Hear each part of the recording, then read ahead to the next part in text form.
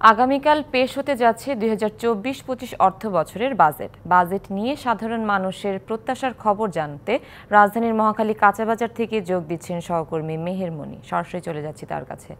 মনি, জানাবেন বাজেট নিয়ে সাধারণ মানুষের প্রত্যাশা কি?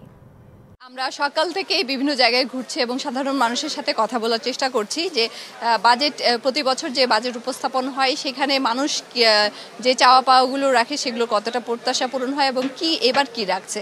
আমরা অধিকাংশ মানুষের ক্ষেত্রে যেটাই সাধারণ মানুষ তারা বলছে নিত্য প্রয়োজনীয় জিনিসের কম দাম সহনীয় রাখা, সেই সাথে স্বাস্থ্যসেবা শিক্ষা এগুলোর ক্ষেত্রে তারা আরও বেশি সুবিধা চান, আইনের সুশাসন চান।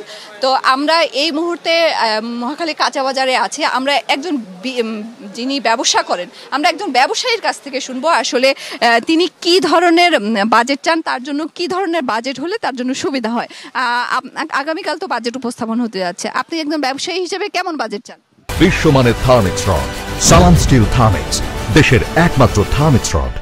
আমি একজন ব্যবসায়ী হিসেবে বলবো যে বর্তমান যে বাজেটটা শুরু হইতেছে বাজেটে যেন সব কিছুর দাম কম থাকে এবং আমাদের দেশে বাজেটের নাম শুনলে বাজেট হওয়ার আগে সব কিছুর দাম বেড়ে যায়। এই বছর যেন এটা করা না হয়। এখনই বেড়ে গেছে, অলরেডি আদার দাম বেড়ে গেছে, বিভিন্ন জিনিসের দাম বেড়ে গেছে, আমরা কিনতে পারতেছি না, প্রচুর পরিমাণ টাকা লাগতেছে। এত টাকা আমাদের নাই, আমরা যে কিনে এনে বিক্রি করব। তো সরকারের কাছে আমাদের রিকোয়েস্ট একটাই, এবার যেন কোনো কিছুর দাম না বাড়ে। যদি দাম বাড়ে তাহলে মানুষ খাইতে পারবে না, না খেয়ে মারা যাবে। আমার ব্যবসা করার মতো পরিস্থিতি নাই, কারণ আমার এক বস্তা আদা কিনতে আগে ৩,০০০ টাকা লাগতো, এখন এক বস্তা আদা কিনলে ৫,০০০ টাকার উপরে লাগে। আর অন্য প্রোডাক্ট তো আমাদের কিনতে হয়, এত টাকা আমাদের নাই যে আমরা ব্যবসা চালাবো। একটা আছে একটা নাই, আমাদের খুব কষ্ট হইতে আছে। সুনন্দা, আপনি শুনছিলেন একজন বিক্রেতা যিনি বলছিলেন যে তার এইখানে ব্যবসা করতে তাদের জন্য অসুবিধা হচ্ছে। আপনি কি একজন ক্রেতা?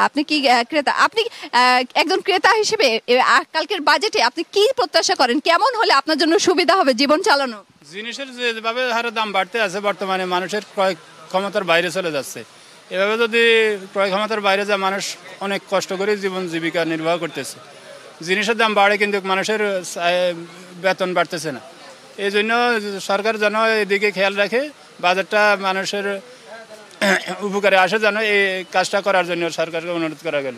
আপনি যে জিনিসপত্র কিনেন তার বিপরীতে যে কর ভ্যাট এগুলো দেন, তার বিপরীতে সরকারি সেবাগুলো কেমন পান? এগুলো আমরা কোনো সুবিধা পাইতেছি না। এই মানে আমাদের কোনো সুযোগ সুবিধা হয় না এই ব্যাটের মাধ্যমে আমাদের।